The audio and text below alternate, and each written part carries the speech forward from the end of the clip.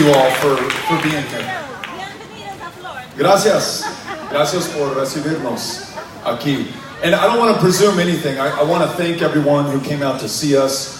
I also want to thank the folks who were just here anyhow drinking beer when we showed up. So that may describe the majority of you, but thank you. And I want to begin by expressing my gratitude to Councilmember Irvin for the introduction, for welcoming us to her community, for the beer that was just brought to us. Councilmember Moore, who greeted me when I first arrived, who shared with me some of the things that she and Councilmember Irvin are working on right now at the city council level, which reminds me of my time in service in local government on the El Paso City Council for 6 years. And I also understand that Maggie Wallace-Glover may be here. If she is, I want to recognize her. No? Okay. When she comes in, I want to make sure that I have a chance to say hello to her as well. And I want to thank each of you for taking some time out of your day, for drinking a beer with us, and enjoying this opportunity to come together. Regardless of the differences of geography, here I come from far West Texas in the Mountain Time Zone to your community, so much greener than we are in the Chihuahuan Desert. Beautiful in your own right, just a different kind of beauty than the one that we have in El Paso. And the leadership that you're providing here on the issues that are most important to you, but also important to your country. Councilmember Moore was talking about making sure that we continue to invest in this community, in our downtown, provide reasons for young people to stay here or to come back here if they have left. Incredibly important, getting behind local entrepreneurs, business owners, Seminar Brewing, and others to make sure that they're successful right here in Florence, and that success serves as an attraction to others to come and spend, their money, but also plant their flag here in this community. The same kind of challenge that we have in El Paso, Texas right now, trying to recruit young people to come back. We talked about gun violence and the fact that we are a little more than a month away from the 1-year anniversary of 2 police officers in this community being killed, and the need to confront gun violence in America, to acknowledge that we have 40,000 gun violence deaths in this country every year, a number that is not seen in any other wealthy or developed country on the face of the planet. We accept either that it is our fate and our fortune, our future and our lot, or to the gentleman's point, we decide that this is a human-caused problem and that we have a human solution to it. So to the calls to do something, let me run this by you and then you tell me how you feel. So if we follow your lead here in South Carolina, Jim Clyburn in particular, who's tried to lead the effort in closing the Charleston loophole, which means that it doesn't matter how long it takes us to do that background check, or whether you buy that gun online or at a gun show, all loopholes and exceptions are closed. If you own a firearm in this country, you will have a background check, so we can prevent those who should not own them from possessing them, using them against themselves or against others or against people in our communities. Adopting red flag laws everywhere, not on a state-by-state or community-by-community basis. So if you have a firearm and you are possessing that firearm and are demonstrating a tendency to use that firearm against yourself or someone else, we take that before it's too late. We end the sales of weapons of war. So AK-47s, AR-15s, designed exclusively.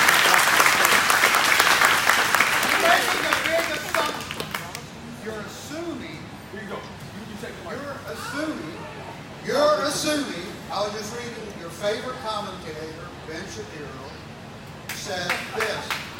He said that what's happening in America today is there's less religion, there are less goals, people are not getting married, people are not looking forward to goals and stuff in their lives. Basically, the fiber of America is what's failing. When I was little, you're talking to a rocket scientist, I know you don't believe that. but it's the truth.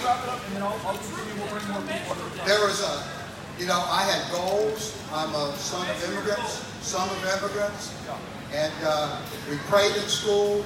Our worst problem in school was chewing gum under the desktop. Okay, so there were goals, and our country made it to the moon. Now what's happened is all of this has gone away from things. And because all of this stuff has gone away, people are what's failing. The other thing that's happening is that in our face, everybody got a cell phone, including me, is that we're getting bombarded more and more with all of this violence and stuff. And so America's becoming more and more violent. We have a tendency to violence. The only thing that can save America is the Lord Jesus. He's the only one that's got the power to do it. And we've got to be willing to do it His way. Last thing, you will be responsible, and you are responsible because you are a political leader. Or maybe a figure. You may become a biblical leader. But either you will be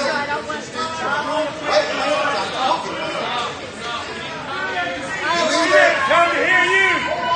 I pray every day in school, but I don't leave it in my classroom. We're going to let you have the microphone without interruption. Would you bring us to a conclusion? I will. Now. And the only thing I encourage is remember, whatever you do as a leader, you will either lead people toward more godliness or you will lead people toward more godlessness. Their blood will be on your hands. Shut up and go to church. Please. Go to church. I'm supposed to mix Thank you. Listen, hold on a second. Please. And someone just reminded me that was my bad for giving the mic out.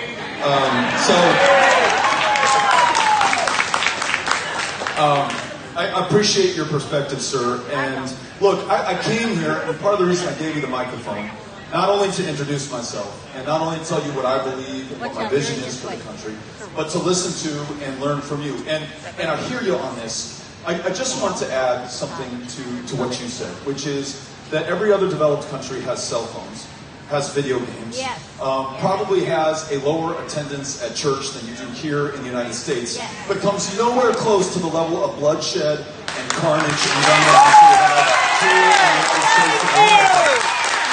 And it's not because of lack of faith or lack of church attendance. It is because we have given a blank check to the gun lobby and the gun industry and the NRA, who would not even literally allow the members of Congress that they bought and paid for to study gun violence. The Centers for Disease Control in the United States of America is by law prevented from studying gun violence. It would be as though if 50 years ago we said, let's not study the links between tobacco smoke and lung cancer and the hundreds of thousands of deaths that we have in this country, lest we learn the truth and have to do something about it. So the last thing I was going to say on this platform of saving lives in America and standing up to the gun lobby is, in addition to universal background checks, red flag laws, and ending the sales of weapons of war, we've got to buy back those weapons of war that are already on the streets. Every AK-47, AR-15 that is out there, you may own one. You may be using it responsibly. You purchased it legally. You have no intent of harming anyone. But I want to tell you, that is an instrument of terror in this country. When the gunman who killed 22 people in El Paso, Texas on August 3rd of this year ordered and received an AK-47, his mom called the police in Allen, Texas and said, what in the hell does my son need with this? He's not in the military. He has not been trained for it. You do not need it to hunt nor to protect yourself in your home. It's designed to kill people. And that's exactly what it does. When I met with the doctors and the trauma surgeons who treated the people who had been shot by that deranged individual, fueled by hatred and racism, unleashed in part by this president, those same doctors and surgeons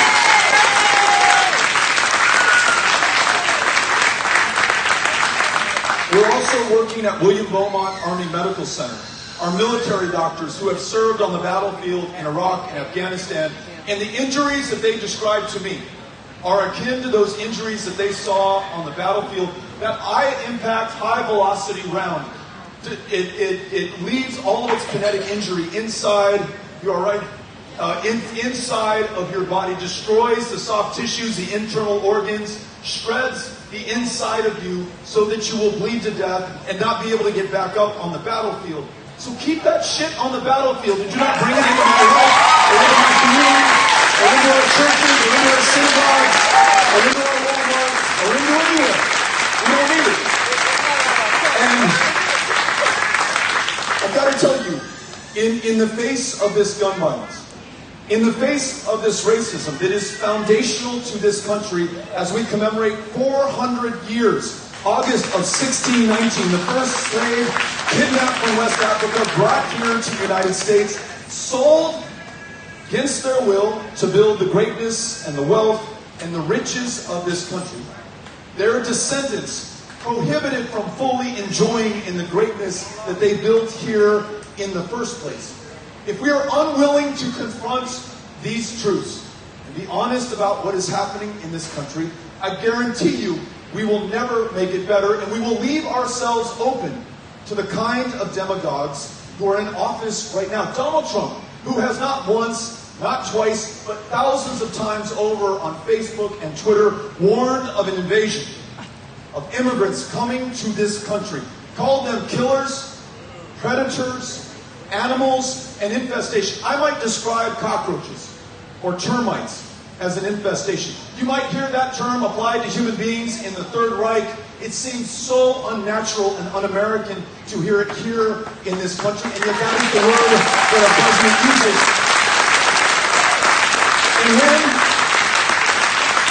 at a rally in Florida in May of this year, and he's talking about this invasion of immigrants who are coming to get us, who, by the way, commit crimes in this country at a far lower rate than those who are born in this country. He asked the crowd, what are we going to do about these people? And someone yells out, shoot them. And the crowd literally roars their approval. And you can watch the video. The president smiles and laughs and smirks and says that this is okay in the United States of America in 2019. And that killer, with the AK-47 that his mom was wondering why in the world he had ordered in the first place, drove 600 miles, posted a manifesto online warning of an invasion, fear of being replaced as the majority in this country by Hispanics who are going to take over, using the exact same language that the President of the United States of America is using, that those hosts on Fox News are using. The fact that we have hate crimes on the rise, every single one of the last 3 years without fail. The fact that the day after the president signed an executive order attempting to ban Muslim travel to the United States, the mosque in Victoria, Texas was burned to the ground. The fact that when the president warned of caravans coming to this country to get us, perhaps financed by wealthy Jewish Americans, someone walks into the Tree of Life Synagogue in Pittsburgh, Pennsylvania, United States of America, and begins to shoot and kill Jewish Americans, warning of a caravan financed by them coming to this country to get him. It is not just offensive to us, what the president is saying. It is changing us, what the president is saying. And it seems somehow that the bigger the lie, the more obscene the injustice, the more bizarre his behavior, the less capable we are of seeing it clearly and speaking honestly and acting decisively, but we must. And so not only changing our gun laws, but not only being not racist, but deciding that we are going to be anti-racist, that we are going to stand by white supremacy and white nationalist terror in the United States of America, that we understand that when the president pushes communities down, terrorizes our fellow Americans, we've got to be there for them, to lift them up. We were in Mississippi last week, the site of the largest single state immigration raid in this country's history. 700 people, almost all of them from Guatemala, many of whom have been here not for a couple of months, but for a couple of decades. working in chicken processing plants for $8.50 an hour, $12 an hour, getting ahead, providing for their kids, contributing to the success of their community. Those workplaces raided, tasers used on some of the people who were there, tied by the wrists, tied by the ankles, sometimes the wrists and ankles tied together like you would tie a hog, kept in detention, deported in some cases for the crime of coming here and working one of the toughest jobs in America, trying to get ahead for themselves, called to the greatness of this country and wanting to contribute to it as well. We've seen a tenfold increase in workplace immigration raids under this administration. It is no wonder that so many Hispanic Americans feel like they have a target on their back. Whether it's from the Walmart shooting on August 3rd, these workplace raids, the president's rhetoric describing them as killers and rapists and drug dealers and criminals, all of which he has said, this is going to change us. So listen, how do we meet this? It is not only defeating Donald Trump, as important as that is. It is not only, well, it is not only making sure that we defend those who so far have been defenseless. It is also elevating them through our laws. So what if we decided together, the people of Florence and El Paso, the United States of America, Republicans, Democrats, and independents alike, we're going to rewrite this country's immigration laws in our own image, to reflect our values, to free every single dreamer from any fear of deportation by making them U.S. citizens in this, their true home country. Never again locking up a child or separating her from her family, knowing full well we've lost the lives of 7 children in our custody and care just this year. The wealthiest country on the face of the planet, one comprised of immigrants and asylum seekers and refugees from the planet over, doing this to people who want to come here and make us better. El Paso, Texas, my hometown, one of, if not the safest cities in the United States of America, not despite, but because we are a city of immigrants and asylum seekers and refugees. Reflect that in our laws. Make us live our values. Legalize the people who are here and create a lawful, quick, safe path to join family, to work a job, or to go to school in the United States of America. Don't think that that's too much to ask. Remember, and I'll conclude with this because I want to get to your questions. If we fail to make progress on the concerns of our day-to-day lives, so the fact that so many people have to scrounge in order to afford medication, or cannot take their child to a therapist, or go to see a mental health care provider because it's just too expensive, the premiums, the co-pays unaffordable, or they're just not eligible for health care in America, we are letting them down. Yes. And we are also providing fertile ground for the kind of demagogues like Donald Trump, who will exploit the anger, the dissatisfaction at the dysfunction in Washington, D.C. So delivering on universal, guaranteed, high-quality health care, meaning primary health care, mental health care, of every woman making her own decisions about her own body, kind of health care in America. It's the right thing to do. It is absolutely necessary if we're going to save this country. And that's true for the economy. $15 an hour as the base for a minimum wage so that you don't have to work 2 or 3 jobs just to make ends meet.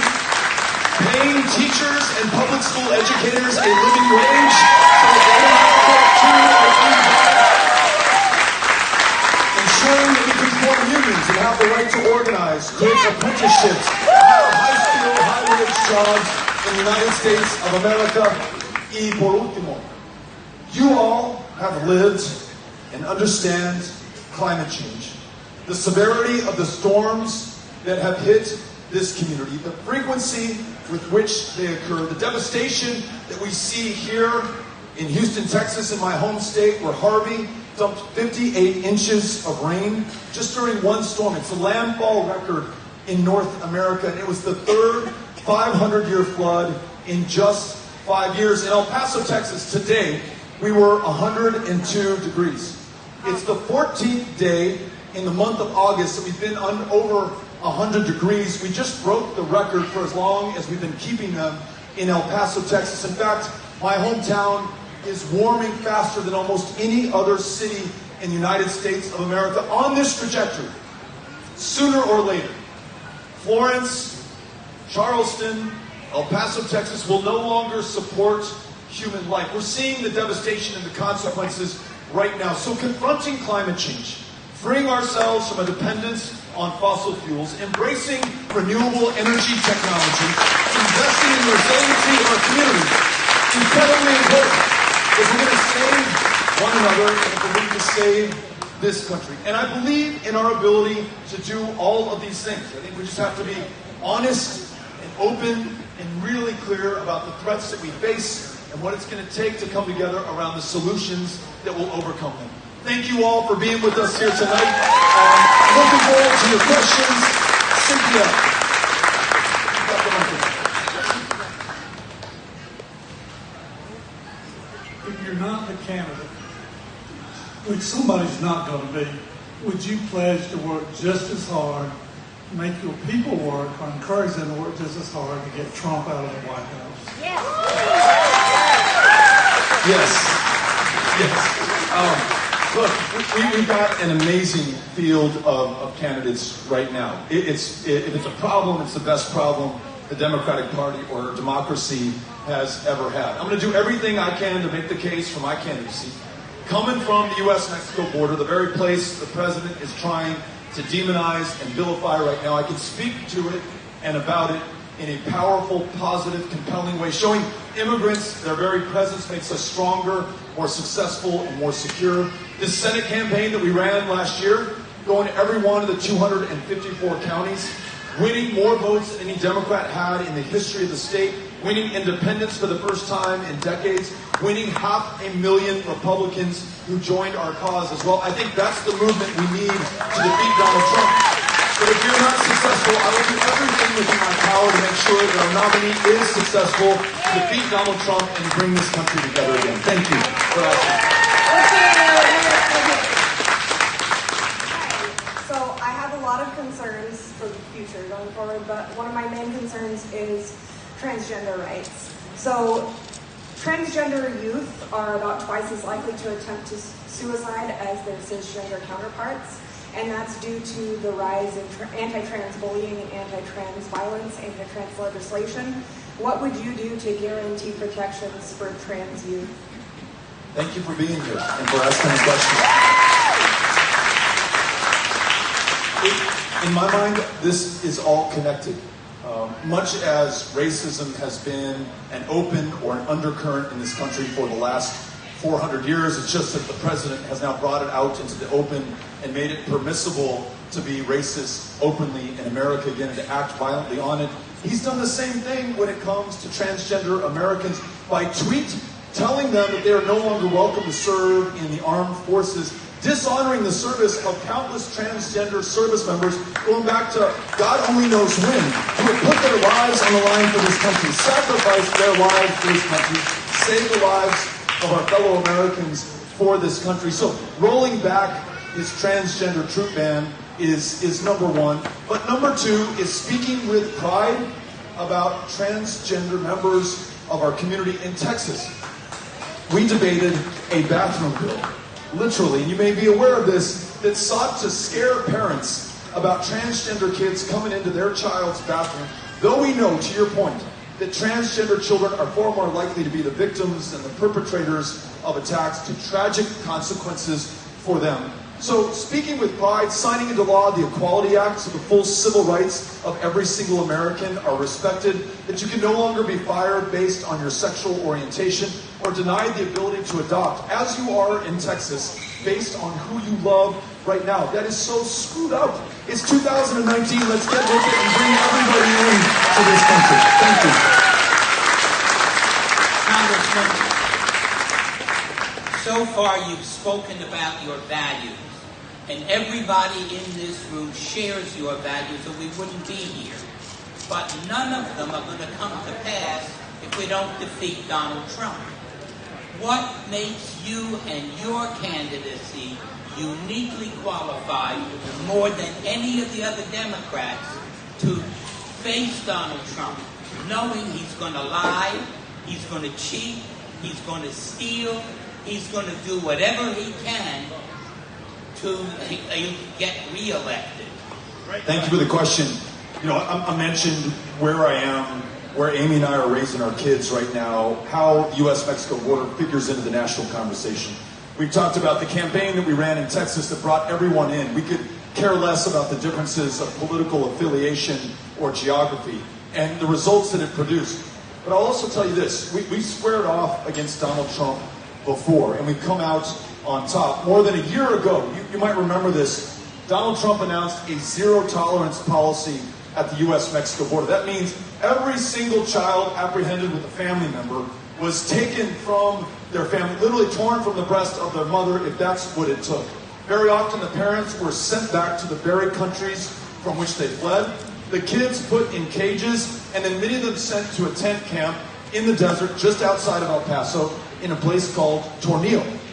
We were there as soon as we learned that it was happening, and we, along with others in the community, convened hundreds and then thousands of people to come down to El Paso, to Tornillo, not the easiest place in the world to get to bear witness, to testify to our fellow Americans, to make sure those kids inside knew that we knew that they were in there, and we're going to do everything in our power to get them out.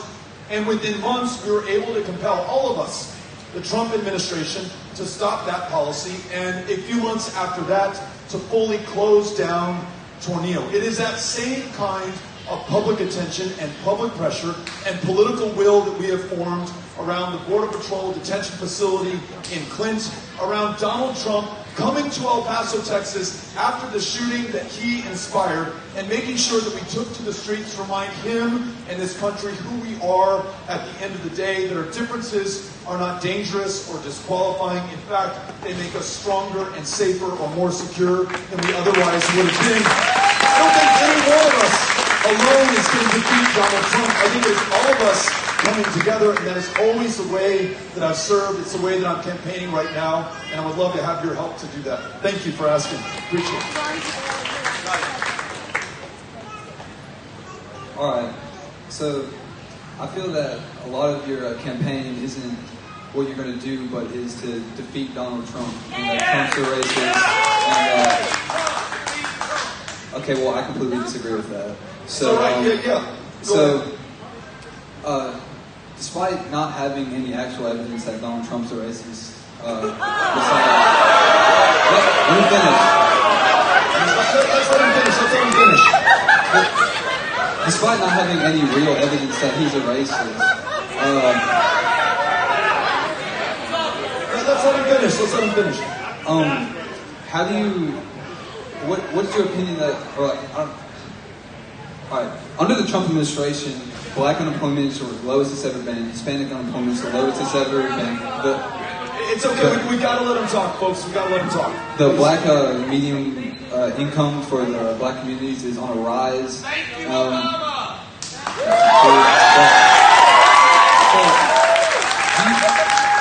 Do you have any actual evidence that Trump is a racist, What more are you going to do for the minority community? So that Trump has already done and his administration's already done. Thank you so much for being here.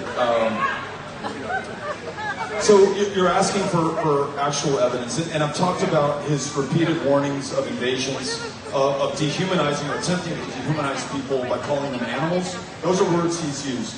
Predators, killers. Somebody mentioned shithole countries, which was his description of nations in Africa, or wanting to have more immigrants from Sweden and Norway, which he has also said. Or how about this? 4 women of color, duly elected by their constituents, he told them to go back to their country. And this is their country. His attack on Elijah Cummings,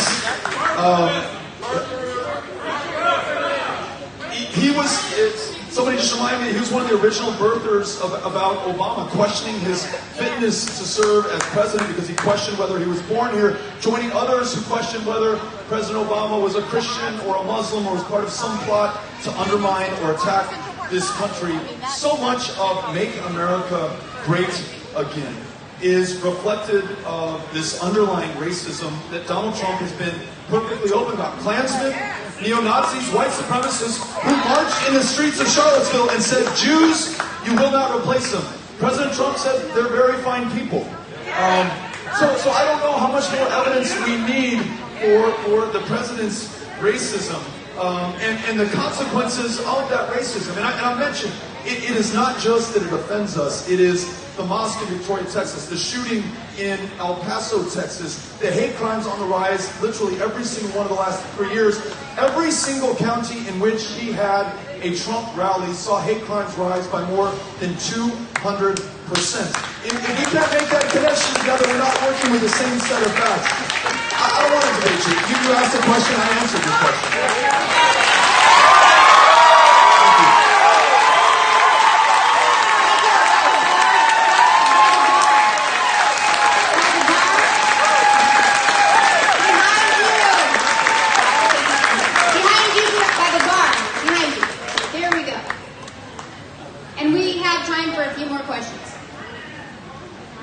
Here in South Carolina, we had a 1,000-year flood only about 4 years ago, and there are areas of the state that are actually still recovering from it. And then it's coming September, and it won't be a surprise we get another hurricane. But we found that across the state, areas don't recover at the same rate. The low-income communities are most often forgotten about. As president, how would you prioritize that these low-income communities that are often forgotten and make sure that they receive attention, since they are often disproportionately impacted by the impacts of climate change and already pre-existing pollution? Thanks for asking the question. You know, and so to your point, one of the best predictors of your proximity to a polluter is the color of your skin and your income right now. It's no accident where these are located and the neighborhoods around them and who lives in those neighborhoods. And it's also no accident about who bears the brunt of climate change right now. I mentioned those 3 500-year storms in Houston, Texas. Look at the neighborhoods that they affected. Or to your point, the floods in 2015 or the hurricanes that followed, and the fact that they're happening with more frequency, dumping more rain, more devastating. Some people are paying more of a price than others. You ask what we're going to do about it. Over the next 10 years, we will mobilize $5 trillion. Much of that will be spent on the resiliency of communities who we can now safely predict will see more flooding, or more droughts, or more wildfires, or more effects of climate change, more sea level rise that we're seeing in Charleston and other coastal areas right now. We also, though, have to invest in the next generation of renewable energy technologies, the jobs that come with those, and making sure those jobs are available to everyone. I mentioned unions and elevating their role, the apprenticeship, so that we train people to perform those jobs that are going to be great for them and their families, wonderful for this country and our economy, and are going to save this planet for the generations that follow. So I want to acknowledge the truth of what you said, that there are some who already experienced climate change for years now. We've got to be there for them first and put them first in line for the benefits as we transition this country and this economy to confront this challenge before it's too late. Thank you for asking the question. Appreciate that. I'm just following Cynthia. She's got a microphone. And I have time for 3 more. Sir, my son is a type 1 diabetic, and fortunately he's covered with Blue Cross Blue Shield insurance. Last weekend he went to the CVS in Myrtle Beach, and his druggist with the pharmacist said that if he came back far, he could have 3 units, which I assume are bottles. But he said, I have low blood sugar and I need to have it tonight. He said, well, you can buy it. It's $288. I'm aware that there are only 3 companies in the United States that produce this: Novo Nordisk, Eli Lilly, and one other. I don't really know who, but they all apparently have patents. And I know that it's 1/10 of the cost in other countries. This business of capitalism to the extreme seems to have gotten out of control, particularly related to prices. What are your comments? Thank you for sharing the story. There are, unfortunately, in the year 2019, in the wealthiest, the most ingenious country the world has ever known, people who are dying of diabetes. 97 years after insulin was developed by scientists in Canada, who I believe sold it to the government of Canada for $3. $3 Canadian. No hope of royalty or profit. They just wanted to save the lives of their fellow human beings. And yet, 97 years after that life-saving innovation, you just expressed that we've priced people out of being able to save their own lives. We really placed a greater priority on the profits of these corporations. They've been able to act with complete impunity. Although, thanks to Oklahoma, that's beginning to change. A big settlement yesterday against the opioid manufacturers and Johnson & Johnson. But you're asking, how do we bring these prices down?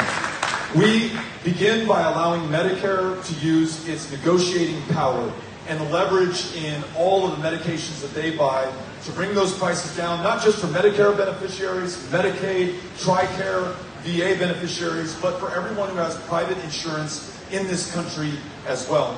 We outlaw political action committee contributions from those pharmaceutical companies and any other corporation in this country so that we're listening to our constituents, to people, not to profits.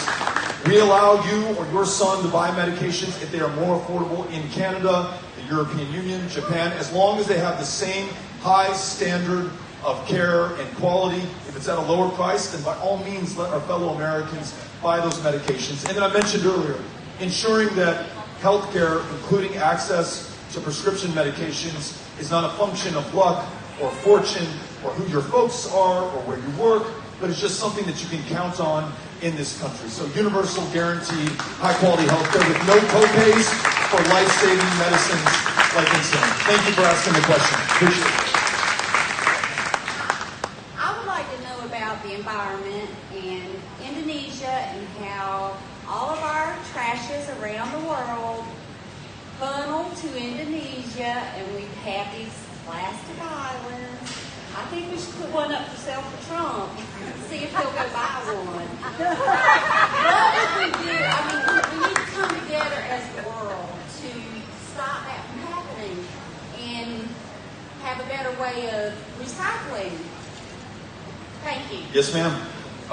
Could not agree more. And we just saw yet another blown opportunity yesterday. While the other G7 countries are meeting around the environment, confronting climate change before it is too late, our president is literally absent. There are hundreds of countries who have signed the Paris Climate Agreement. There's one on the face of the earth that has exempted itself from that commitment, and it is the United States of America. If we warm another 1.5 degrees Celsius, it is over for the generations that follow, and you never get it back. You have then triggered something that you will never be able to control again. Some people warn that it may already be too late. I don't think so. I know that there is still time, but it's going to take everything from every single one of us. No half steps, no half measures, and it can't be just half the country. It's got to be all of us. So it's those of us here in Florence. It is farmers who we can pay for environmental services like planting cover crops or keeping more carbon in the soil with no-till farming. It is the investment in the next generation of technologies. And then it's convening the powers of the planet to all do their part as well, whether it's plastic waste or these dead zones in the ocean or the fact that the lungs of planet Earth are burning in the Amazon right now. This is the defining, deciding moment of truth for the planet, and we better be up for this moment and be able to overcome it. So you've got my commitment to make that a priority. Very grateful. Appreciate it. Gracias. Here we go. This is our last one right here. Mr. O'Rourke, you had mentioned racism earlier. Let's look at it from an economic perspective. Black Americans in this country own 2.6% of the wealth in this nation. Not income, wealth. We're 14% of the population. White Americans own around 90% of the wealth in this nation. There's been a lot of talk about reparations. My question is twofold. Do you personally, outside of Congress, outside of the White House, outside of the presidential race, do you personally, in principle, believe that the Black American descendants of slaves should receive cash payment reparations? If you do not, what closes that black-white racial wealth gap?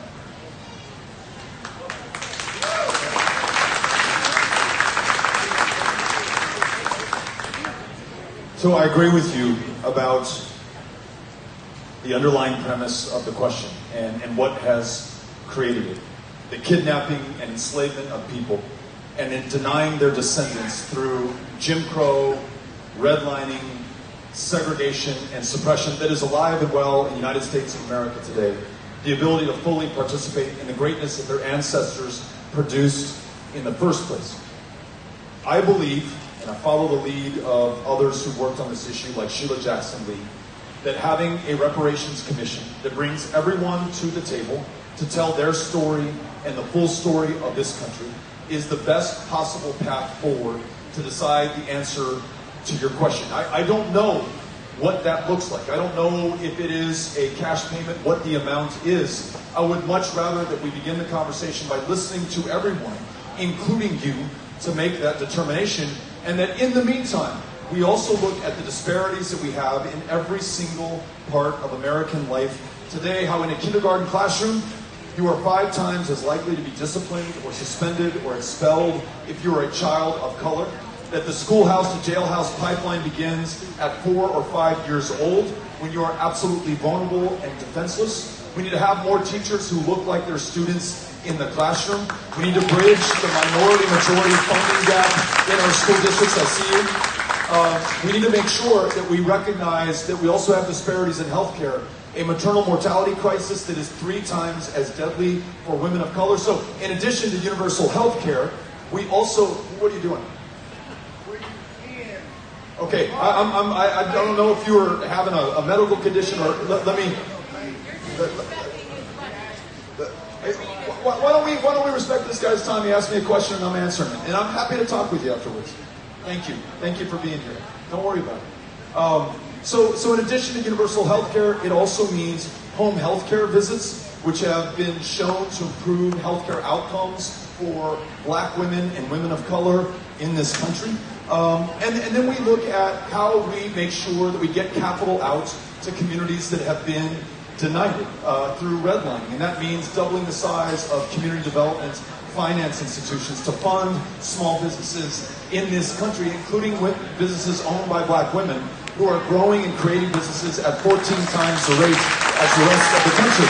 So these are some actions that we can take right now that will make things better, but I agree with you. Ultimately, you need some form of reparation to repair the damage done and to ensure that we are not visiting this injustice on future generations. So thank you for asking. Appreciate it. Congressman, I know the cameras want to get this because this is an important question for towns like in rural South Carolina, around the country too, but you're here. Half a mile from Florence, agrarian, poverty, minority white, minority black, minority brown. Other communities, 5 blocks with that kind of minority poverty. What can be done by the government for that? Appreciate you asking this question. There are so many things that we can do that are within reach right now, where there is broad consensus on the solutions. What if you could earn a minimum wage, and that minimum wage guaranteed that you were going to be able to meet the rent or the mortgage note, put food on the table, take care of yourself and your kids, and actually have time to spend with them? In that kindergarten classroom where we're talking about the disparities in discipline, a lot of kids are already 10 months behind in reading comprehension.